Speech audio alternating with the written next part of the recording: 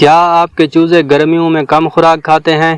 کیا ان کی گروتھ رک جاتی ہے یا وزن نہیں بڑھتا یا وہ کمزور نظر آتے ہیں؟ اور کیا آپ جانتے ہیں کہ گرمی کے موسم میں صرف خوراک تبدیل نہ کرنے کی وجہ سے بہت سے فارمرز کو بڑا نقصان اٹھانا پڑتا ہے؟ اور اگر آپ بھی چاہتے ہیں کہ شدید گرمی میں آپ کے چوزے صحت مند رہیں، اچھی گروتھ کریں اور اموات کم ہوں، تو آج کی ویڈیو آخر تک ضرور دیکھیں، کیونکہ آج میں آپ کو بتاؤں گا گرمی کے موسم میں چوزوں کی بہترین خوراک کیا ہے، کیا کھلانا چاہیے، کیا نہیں کھلانا چاہیے، اور وہ عام غلطیاں جو اکثر لوگ کرتے ہیں۔ آگے بڑھنے سے پہلے آپ لوگوں سے گزارش ہے، چینل پہ نئے ہیں تو چینل کو سبسکرائب کر لیں، ویڈیو کو لائک اور بیل آئیکن ضرور دبائیں۔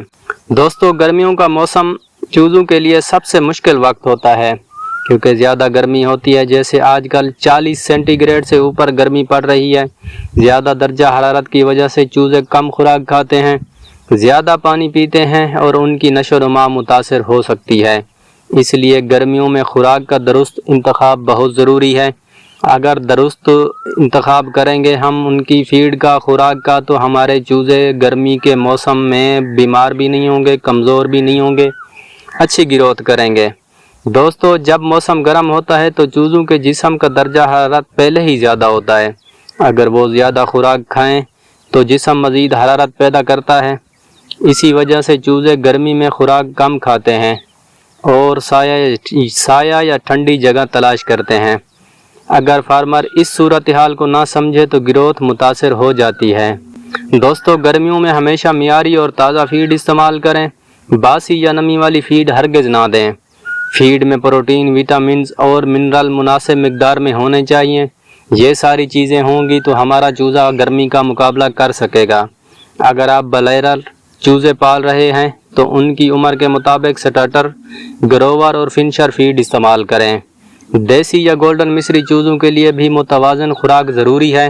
دوستو، گرمیوں میں چوزوں کو زیادہ خوراک صبح سویرے دیں۔ اس وقت موسم نسبتاً ٹھنڈا ہوتا ہے اور چوزے بہتر طریقے سے خوراک کھاتے ہیں۔ شام کے وقت بھی خوراک دی جا سکتی ہے، لیکن دوپہر کی شدید گرمی میں زیادہ خوراک ڈالنے سے فائدہ کم ہوتا ہے اور نقصان زیادہ۔ دوستو، گرمیوں میں صاف اور ٹھنڈا پانی ہر وقت دستیاب ہونا چاہیے۔ اگر پانی گرم ہو جائے تو اسے تبدیل کریں۔ پانی کی کمی چوزوں کی صحت اور گروتھ دونوں کو متاثر کرتی ہے۔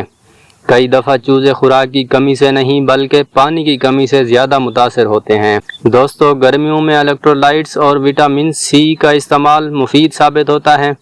یہ جسمانی تناؤ کم کرنے میں مدد دیتے ہیں، لیکن مقدار ہمیشہ ہدایات کے مطابق استعمال کریں۔ ضرورت سے زیادہ استعمال فائدے کے بجائے نقصان بھی دے سکتا ہے۔ دوستو، بہت سے لوگ یہ غلطیاں کرتے ہیں، باسی فیڈ استعمال کرتے ہیں، گرم پانی دیتے ہیں، دوپہر میں زیادہ خوراک ڈال دیتے ہیں، شیڈ میں ہوا کا مناسب انتظام نہیں کرتے، پانی کے برتن کم رکھتے ہیں، چوزے زیادہ ہوتے ہیں اور برتن ان کے پاس کم ہوتے ہیں۔